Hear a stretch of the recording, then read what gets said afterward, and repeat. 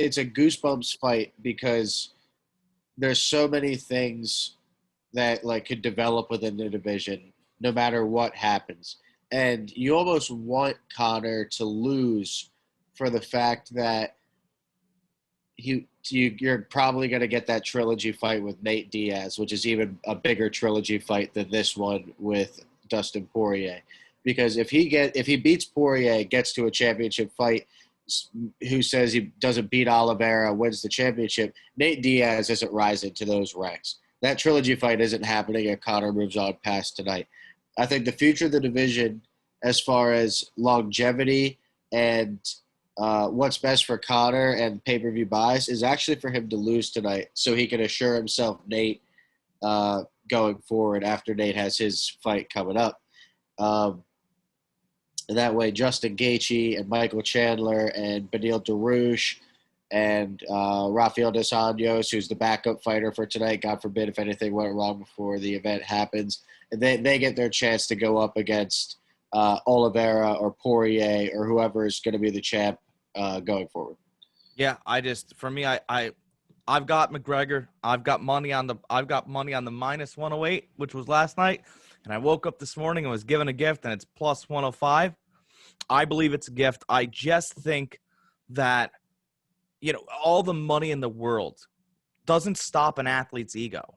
For me, it doesn't stop an athlete's ego. And once it's punished, right? I don't care what anybody says. Everyone reads the papers. Whether the papers are on Twitter now or they're on Facebook or they're on YouTube and they show you a bunch of replays.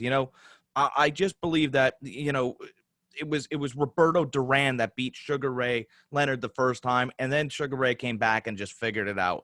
And I think McGregor walked into this second one going, I know Dustin. And he walked in, he got caught. By the way, he had a couple opportunities in that first round to really crank it up and never did. I think he was trying to give the fans a longer fight. I think he's he's almost playing the Mayweather role. Like, they're friends now. He's trying to sell fights longer for the longevity of the sport. He's really, like you said, he is the salesman. But the salesman goes away when ego's broken to me. Well, then I don't know what he was expecting going into the last fight. I don't know how you can claim to, just know Dustin 6 years in a new weight division later. Dustin was clearly prepared for the fight. And yeah, he did get rocked in the first round. But, you can train your cardio and resiliency to be able to take those fights and take those punches and bounce back. It's not Dustin's fault that Connor didn't attack for the ground and pound and try to close the distance immediately. But you know who did? Dustin Poirier in round 2. When he got that first shot on Connor that staggered him back, Dustin Poirier ran right in and TKO'd him. You saw the look on Connor's face because it was the first time you had ever seen that happen to him in a UFC ring. And yes, his pride was damaged. But how much of that pride can Connor suck up and really focus on this training camp and going back into Dustin? Because Dustin is a different fighter, and obviously Connor knows that now. But how much so do you know that? Because he's clearly been studying you. You didn't study him. You didn't show him the proper respect when so much has changed. It's not like you went immediately into that next fight like Daniel Cormier and Stipe Miocic, who immediately went fight 2 to 3.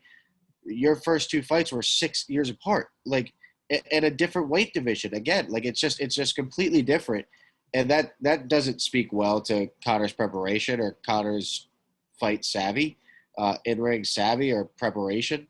I just don't think that. I think Poirier really has the advantage almost at every single level.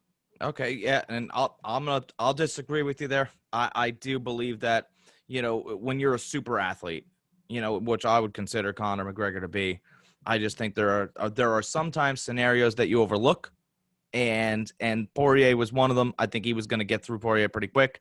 Unfortunately, and he was trying to put on a show. I really, my heart of hearts believe that. I don't. Either this one goes the distance. These are my predictions. Either this one goes the distance or McGregor ends it early. I'm starting to lean towards McGregor's going to go after it. I don't think he's very happy. That press conference wasn't very friendly the other day. That was cagey. That was you're watching a lion inside of a cage, and he's just mad. He's mad because he was embarrassed, and he's embarrassed because he didn't prepare correctly. And he knew that if he did and he didn't take it seriously, he wasn't clowning around, I think it would have been a different outcome. So I got McGregor, you've got Poirier. You're the expert, so we'll see. We will see. All right. Guys, that's our UFC guru, Liam Zagarian. He is fantastic. Go check him out on the everydayfan.com and go check him out on Twitter. He's got some hidden gems out there. And I'm sure you'll give us a betting prop tonight on Twitter, right? I just might. I might be out there. I might share what I put down. All right. Well, Sean O'Malley by knockout. You're not going to win much money, but if you bet a lot, you will.